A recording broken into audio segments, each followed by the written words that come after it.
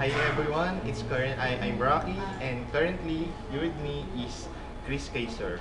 Cayzer actually became popular in the music industry after joining the Australian X Factor.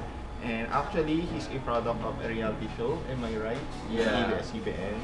Yeah. So maybe we could start by telling them your humble beginning and how your career started. My career started back in 2005, Yes. where I got casted for this movie with Sam Movie, Mm, and that's Close to You. Close to you, right? Yeah, Sam Movie's first movie, Yes. and then because With Bay and John Lloyd. yeah, and then that was ABS the breakout, Yes. and then I got noticed there, and then I got into like TV shows like Ning Ning, Yes. and I was signed to Star Records, and then from then on, I went from ABS to GMA, then And after TV5. GMA, TV5, 2 years. Wow. And then I left for 2 years to go to Australia. Then I went to X Factor. The first year I was back there, and then now I'm here again after 2 years Yes. being away. So from the three TV stations, which of the three TV stations do you like most? Whichever pays me more. That's kidding. Siguro, iba sila kasi they're all have their own ways of working, naman, and everyone has, it doesn't really matter to me which network.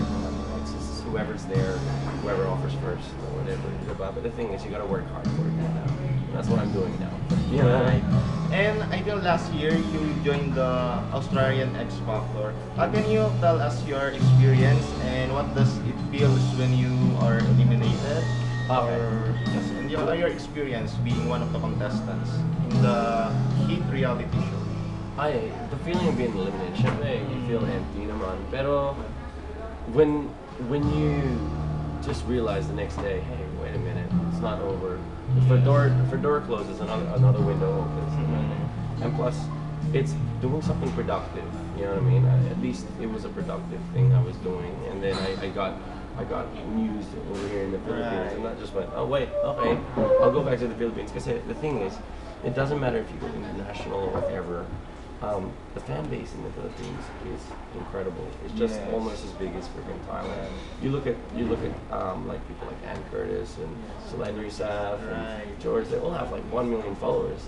And then when you look at people like Anne Hathaway, they have less followers than the people we have In here. the Philippines. You know what I mean? And then like there's Keek and the social medias, and that's the way to market yourself nowadays. You know what I mean? Especially with bloggers. You know? And actually, because Filipinos are scattered all over the world, so when Yeah. they see that their fellow Filipinos are in their success or in fame, so they support them, like Jessica Sanchez Oh, yeah. and some of the Filipino idols that we have now. So I think there's the same thing that happens to you in your career. And that's a beautiful thing, The thing about Filipinos, there'll always be haters, but the thing is, when a Filipino fan loves you, Yes. they love you talaga.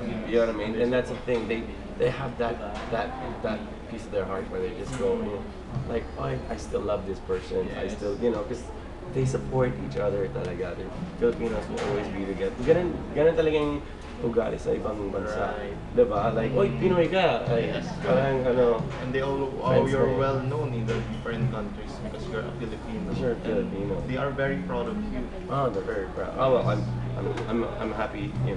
They got to support. I'm very happy. For all the messages I got and Yes. people adding me on Facebook and Twitter, and I'm just grateful for that. Like the more attention I get, the more exposure that is. And the more exposure I get, the more I can share my music. And do you have any other plans of pursuing a showbiz career, like doing TV series Man. and music in the Philippines? Of course, And of course. what probably the type of TV series or movie that you want to be part of in the Any- future? Actually, I'm not really picky. Like I'm very. One thing with me, I love new challenges. I've always said that.